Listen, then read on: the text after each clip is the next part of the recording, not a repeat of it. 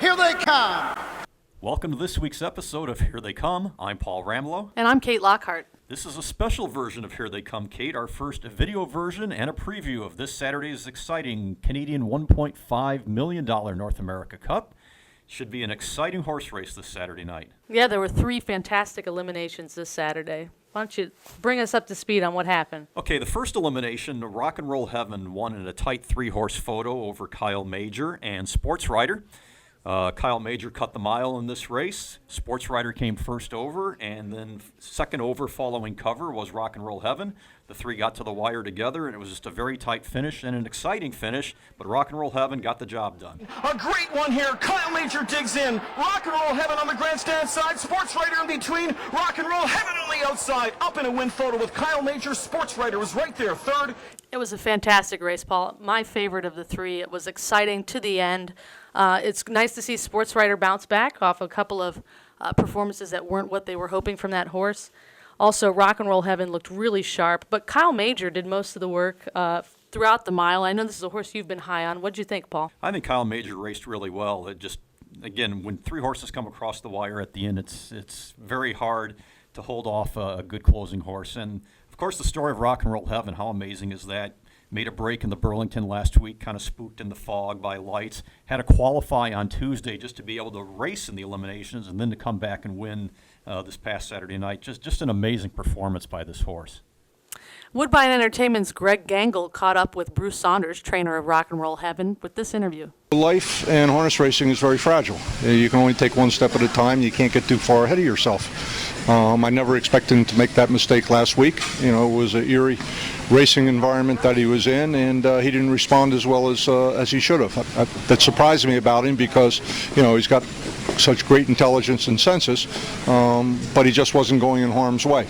The situation with Dan, I feel really badly about. You know, he's done a terrific job with this colt from the Jersey Sires final last year through the remainder of his 7 races and qualifying him, and you know, I can't compliment him enough for his efforts. You know, I feel really badly that he wasn't here, you know, to enjoy the trip tonight. As I say, I feel badly. I hope he heals quickly and can get back to work and enjoy some of the fruits of his work.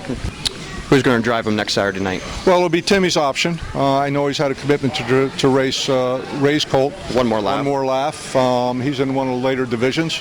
We'll see how that works out. I would expect he would qualify for sure, and I would expect him to win. He's an absolutely sensational horse, and you know, Timmy's been with that horse since day one. I would expect he'd stay with him. If things don't work out, John Campbell will be up here next week. John started out with my colt. He's in part responsible for the course that he is. He taught him his lessons. First time we raced him, and baby raced him rather, and the first 2 times he raced him, he taught him how to be a horse. Second elimination, Kate. The winner was last year's Breeders' Crown champion, All Speed Hanover, for driver Ron Pierce. Took advantage of a pocket trip and got up at the wire to score. And I know Ron was very happy with the performance of the horse. Yeah, this was another exciting race. I wasn't sure that All Speed Hanover was going to be able to get out there. And the final turn, Jody Jamieson pulled first over with 4 Stars Trace, really locked Ron in with All Speed Hanover, but he found racing room in the stretch and seemed to win pretty easily. 3/4 of a length, I believe, over Del Marvelous. All Speed Hanover might have dodged a bullet as he scoots through at the inside. Coming on is Del Marvelous in the center. Fred and Ginger on the far outside. All Speed Hanover at the inside. All Speed Hanover wins the 2nd Pepsi North America Cup. In his start prior to the North America Cup eliminations, All Speed Hanover was photoed out at the wire, but he rebounded to win the photo this time, Kate, as you said, just by 3/4 of a length. Yeah, and Greg Gangle, again, of Woodbine Entertainment, caught up with Ron Pierce to ask him about his drive on All Speed Hanover. What was the difference from last week to this week, in your opinion? Well, last week he had a touch of the flu, and we used to race him with a head pull, and we took it off, and thinking that he didn't need it because he was training good without it. And you know, the less gear you have on a horse, you know, the better. But he needed his head pull to make him go straight. But he did have a touch of the flu last week, and that was the reason we couldn't get by that colt. You sat behind this horse in the majority of his starts last year and all of this year. Is there anything that really stands out about him when you sit behind him? Well, you know what? He's a good colt. This is a really nice colt. I'm not sure where his bottom is. He went some monster miles last year. He's got high speed and he can carry it a long ways. I've never gotten him really tired, but I'm sure before the year's up, we're going to find out where his bottom is. The third of the North America Cup eliminations, Kate, featured the one upset as 12-1 shot We Will See for trainer Sam DePinto. Got up over heavily favored One More Laugh to post the victory. Yeah, this was an interesting race, Paul. It was the only upset of the night. One More Laugh was heavily favored here in this race, and he sat fourth in the first half and then pulled first over. And Tim Tetrick looked good, looked like he felt good about the horse, and then We Will See came and got him at the end.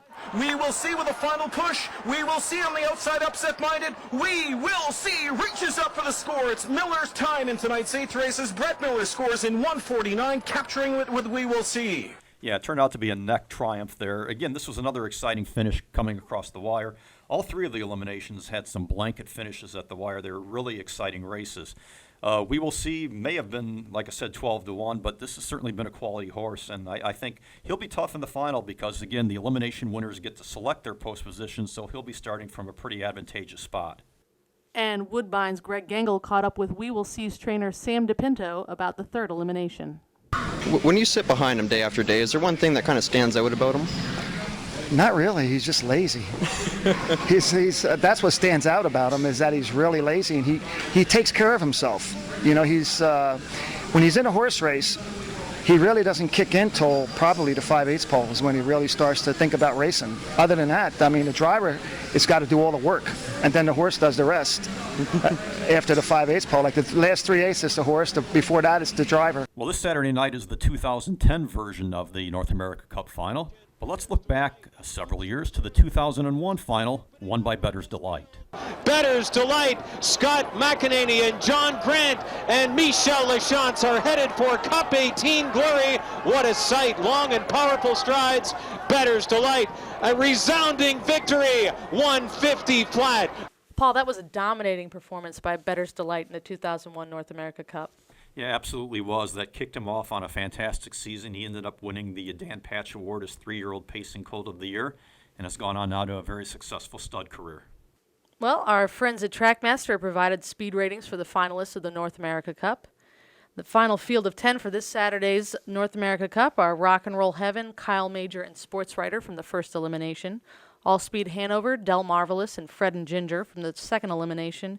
We Will See, One More Laugh, and Piece of the Rock, and also Art Professor, the fourth-place finisher in the third elimination, who was selected to round out the field of 10.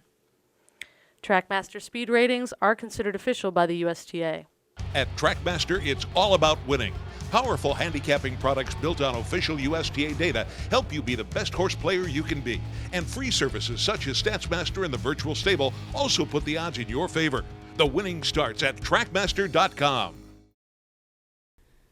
So, Kate, this promises to be maybe one of the most exciting North America Cup finals in history. Just an outstanding group of horses. What do you think? Oh, yeah, it looks great. Top to bottom, it's a full field of colts who can all get it done. I'll be really interested to see. I've got high hopes for All Speed Hanover. I thought he looked great in his elimination and had a nice trip in that race. But Rock and Roll Heaven looked really sharp, particularly considering he had to qualify earlier in the week just to make the elimination this past Saturday. Yeah, I certainly think Rock and Roll Heaven will be the morning line favorite. He's going to have a great post position. I would guess 2, 3, and 4 is where the elimination winners will select their posts. I still like Kyle Major if he draws a decent spot, though, to have an opportunity to win this race. But I think 3 or 4 horses have an opportunity. I think it's just going to be a great race. I can't wait. Yeah, it'll make for a fantastic final on Saturday. Be sure to stay tuned to USTrotting.com throughout this week for all the up-to-date North America Cup coverage.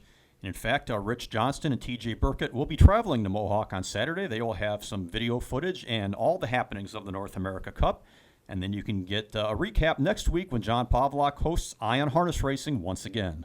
Well, we hope you've enjoyed this special video version of Here They Come. We will be on periodically throughout the summer, previewing some of the other major harness races in 2010.